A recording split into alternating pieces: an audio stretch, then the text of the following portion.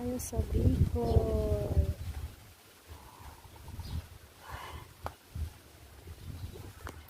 Simpleng buhay. Pwede dito pala pa magtagay.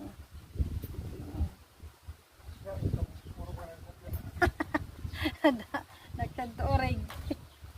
Yusko, welcome to my vlog.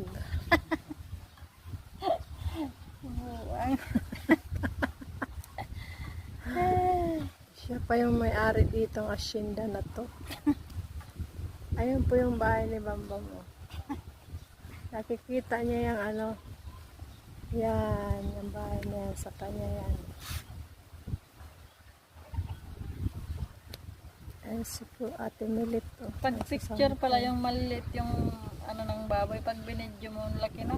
200 kilos na ata yun. Ang sarap ng hangin, guys. Ang sarap sa pakiramdam. ano yan oh? Ay, Baka yan yung lagundi ba? alin? Yan. Daming bunga. Ay hindi, ano pala yan? Dalanghita. Tingnan mo.